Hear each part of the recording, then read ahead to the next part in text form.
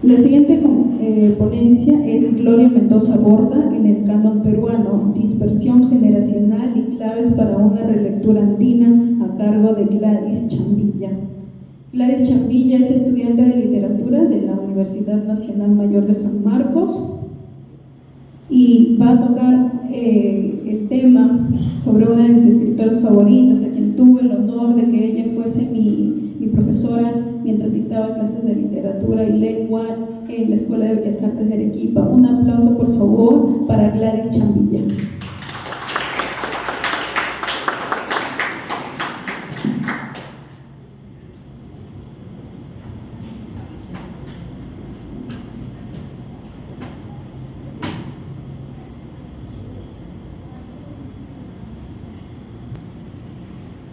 Buenas noches con todos. El día de hoy voy a hacer una presentación de una parte de la tesis que estoy preparando sobre esta autora.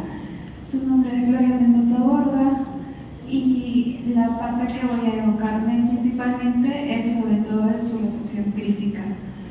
Considero importante investigar y analizar la poesía de esta autora, ya que tiene muchos matices en el campo simbólico, y si bien su obra se ha estudiado de manera fragmentaria por distintos momentos de las épocas, no se ha tocado su obra en un plano general. Es por eso que mi ponencia de hoy se titula Gloria Mendoza Borda en el canon peruano, dispersión generacional y claves para una relectura andina. Sí, ¿por qué toco esta parte de la dispersión generacional? Es porque a lo largo de los años se la ha ubicado en distintas generaciones.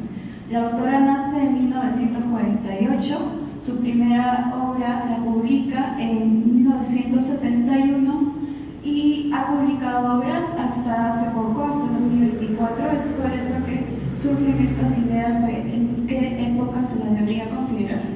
Por un lado tenemos a Elena Zurrón Rodríguez, quien la ubica en la generación del 60. Ella se basa principalmente en la teoría generacional de Ortega y Gasset. Es por eso que ella, para esta cronología, se basa básicamente en dos aspectos, tanto su contexto social y la época donde nacieron. Zurrón Rodríguez considera que todos los poetas que nacieron entre los años 30, finales del 40 y publicaron hasta principios del 70 deberían ser considerados de la generación del 60. Sin embargo, luego tenemos la generación del 70, donde lo ubican tanto Beltrán Peña como Toro Montalvo. Tamayo Vargas lo ubica dentro de la poesía de los 80 y Flores Aybar no lo ubica dentro de un periodo de décadas, sino lo ubica dentro de lo que es la periodización andina. En el caso de Beltrán Peña, vamos a explicarlo en un momento. Tamayo Vargas, si bien lo ubica dentro de los 80, no explica cuál es la razón de esta posición. Podría decirse, o yo creo que es porque su tercer poemario fue publicado en el 85, Lugares que tus ojos ignoran. Puedo considerar que ese es uno de sus motivos, donde también hace recopilación de sus dos primeras obras. Siguiente, por favor. Aquí explico un poco más de Zurrón Rodríguez. Como ya había explicado, ella se basa más en el criterio biográfico. Sin embargo, una de sus limitaciones es justamente que homogeniza y subordina al albino una etiqueta limeña. Es decir, el hecho de que ella estuviera ligada a autores de la época del 60-70, como son, por ejemplo, poetas como Manuel Patigoso, Rosina Valcárcel o Sonia Luz Carrillo, no quiere decir necesariamente que su poesía vaya en la misma dirección. De hecho, su poesía, como veremos más adelante, se califica como contracorriente a lo que se va estudiando de la poesía femenina aquí en Lima, y a diferencia de otras regiones donde se tocan otro tipo de temas. Por otro lado, Beltrán Peña señala que es de la generación del 70, y si bien él hace la distinción entre el 60 y el 70, diciendo que la generación del 70 es una generación descentralizada donde se le da más énfasis a poetas de otras regiones y que también, a diferencia del 60, que va por una línea más de formal y también sigue una tradición literaria, la generación del 70 se caracteriza por ser vanguardista y de ruptura.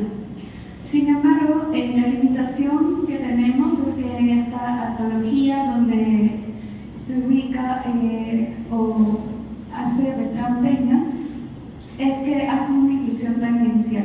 La mayoría de los poetas recopilados en esta antología son principalmente de Lima, muy pocos del norte y casi ninguno del sur, además de considerar que solo tiene a 2 poetas femeninas, que son María Emilia Cornejo y Marta Portal, y no se mencionan más, o no se recopilan los poemas de otras autoras. Aquí se le menciona a Gloria Mendoza de manera muy tangencial en el final de las páginas, y además y solo se ponen los títulos de algunos de sus poemarios. Es decir, si bien Beltrán hace énfasis en que ya se ha descentralizado la poesía, esto no lo demuestra necesariamente por la antología que ha publicado. Por otro lado, estamos con Flores Aybar, quien publica un libro en el 2004 que justamente propone una periodización basada justamente tomando en cuenta los Andes.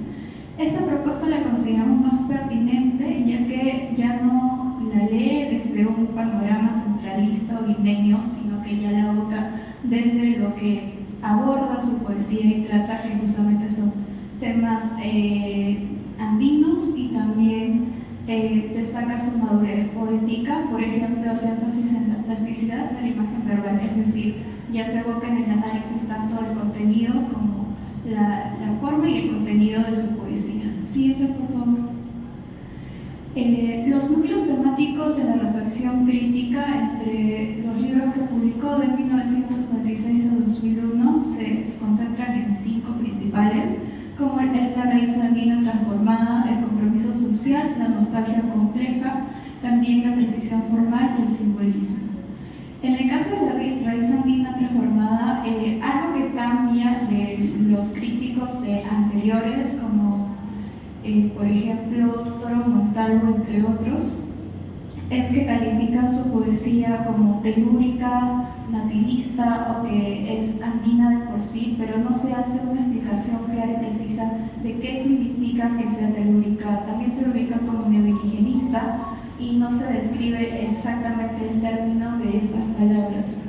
En cambio, ya en la crítica posterior ya se hace más un énfasis que quiere decir: lo andino no solo se entiende como una referencia al espacio andino, sino que va más allá. Se ubica, por ejemplo, en el sincretismo cultural que ha pasado a lo largo de los años. Las personas emigrantes también son parte de esto.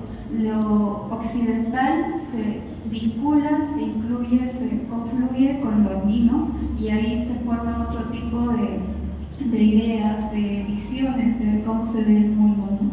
Y es por eso que pasa de ser telúrica, nativista, a ser sincrética, heterogénea y también contradictoria. Es decir, contradictoria porque si bien se mezcla lo andino tradicional con lo occidental, moderno o urbano, no quiere decir necesariamente que uno se pierda o el otro, sino que este conflicto es parte de la identidad que se construye. Por otro lado, tenemos el compromiso social. En las primeras obras de Gloria Mendoza esto era más evidente, es decir, su poesía era mucho más directa, atacante, más hacía énfasis en lo que estaba pasando en la época. Y sin embargo, en sus obras posteriores, el tipo de lenguaje ya no es tan directo, sino que se hace de manera más sutil, pero eso no quiere decir que desaparezca la crítica, sino que se presenta de distinta forma. Es decir, de la denuncia directa a una rebeldía en la ternura o humanismo tierno y rebelde, como lo señalan algunos críticos, como el caso Mauro Mamani y también Roland Fox.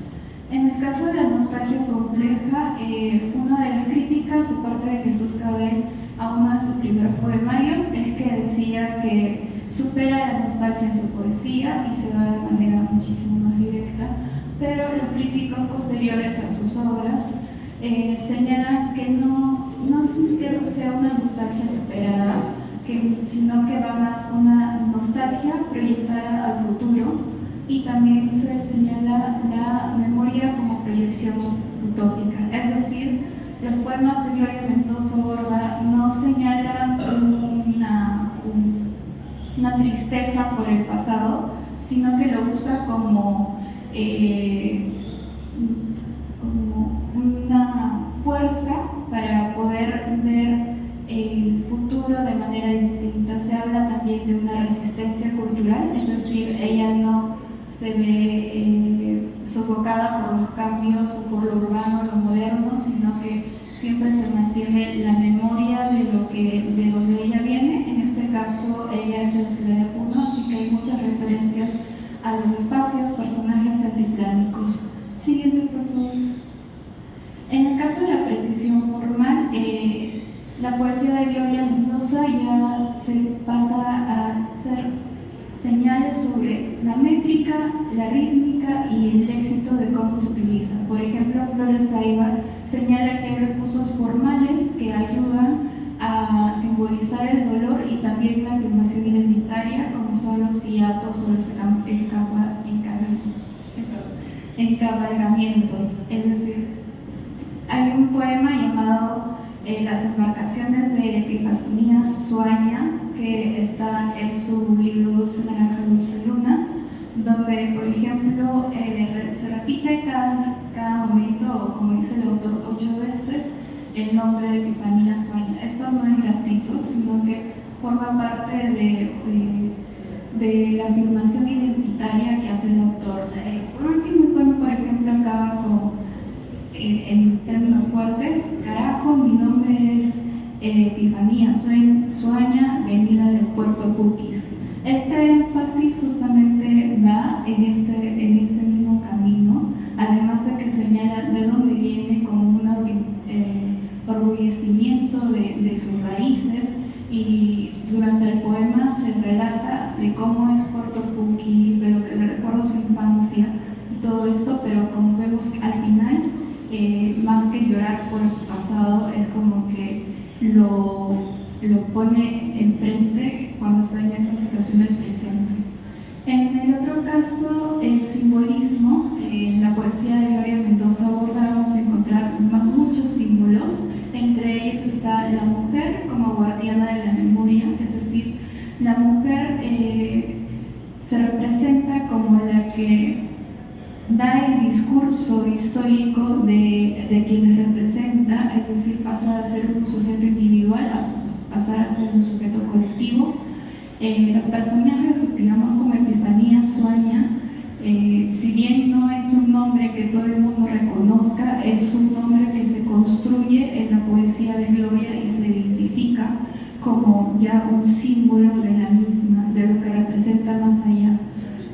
Por otro lado, también tenemos el agua como símbolo del ciclo vital y la identidad. El agua va representada en distintas formas. Por un lado, a veces es señal de vida, otras veces es señal de muerte, pero siempre tiene una representación dentro de toda su poesía. Los personajes míticos y el léxico quechua y aymara dentro de su poesía, y creo que este es el punto diferencial dentro de los poetas de su época y de los actuales, es que su poesía está escrita en español, pero incluye muchos términos de quechua y sobre todo del aymara. Estos términos, como señala por ejemplo la investigadora Giovanna Minardi, no son gratuitos, no son tampoco ornamentales, sino que cargan significación, cargan también de dónde viene ella, de dónde viene su memoria, su historia, y así cada uno de estos términos están colocados justamente para recordarnos y recordar justamente estas raíces, esta identidad, esta búsqueda por la historia o por volver a colocar dentro de la historia canónica que también existen otros pueblos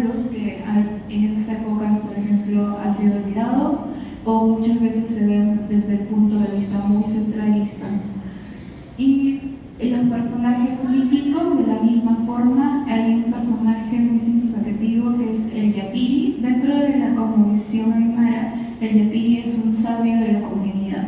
¿Cómo se representa en la poesía de Gloria? Ella hace alusión a este personaje dentro de uno de sus poemas, le pone nombre y apellido, Roberto Chupas, pero lo señala como una persona que ha ido hacia la ciudad y donde estos conocimientos no son valorados como si lo hubieran sido en su comunidad, y ante esto hay como una descontextualización de qué simboliza él.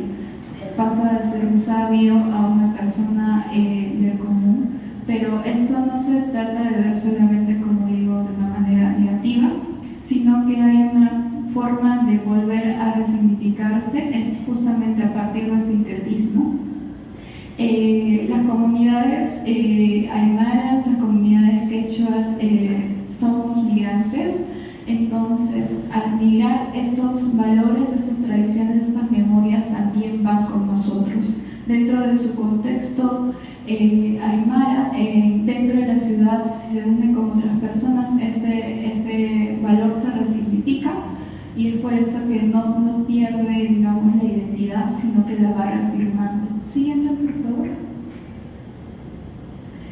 En el balance final, una de las cuestiones que estamos viendo es que hay una superación de las lecturas meramente impresionistas o centralistas, es decir, su poesía ya no debe verse como, digamos, simplemente descriptivamente hablar de lo andino, sino que debe profundizarse qué significa esto, y también ya no se ve desde un ojo limeño o que es una contracorriente o que va más allá, como lo calificó algún crítico, como extranjero al oído costeño, sino que hay que volver a preguntarnos cómo es que es extranjero en tu propio país.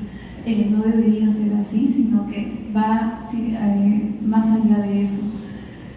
También, a diferencia de los primeros años, ya se ve que como hay una complejidad tanto simbólica como formal en la estructuración y la construcción de sus poemas, y también hay un reconocimiento de su lugar en una tradición andina renovada.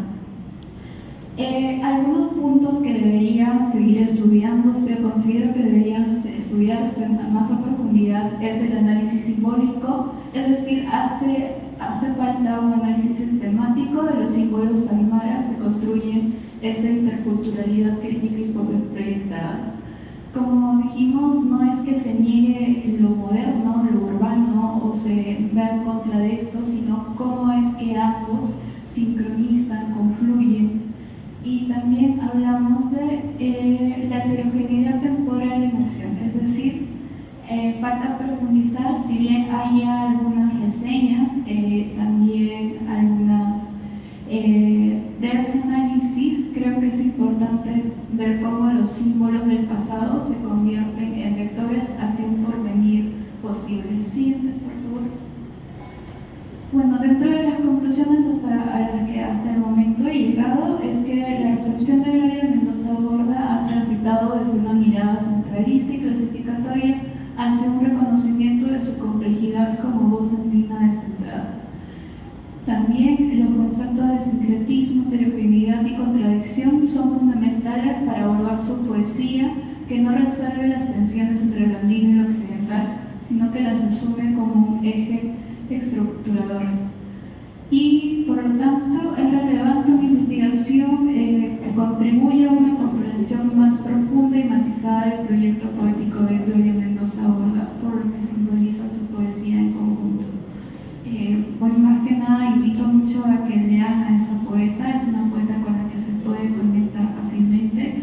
Su poesía, como la describen bastantes críticos, no es compleja, de hecho es un lenguaje bastante sencillo, pero que es a profundidad, simboliza bastantes escenarios, personajes, colores, está muy lleno de estas imágenes y también nos hace pensar y nos hace ir por la búsqueda de nuestra identidad nuevamente y también reafirmarla. Muchas gracias.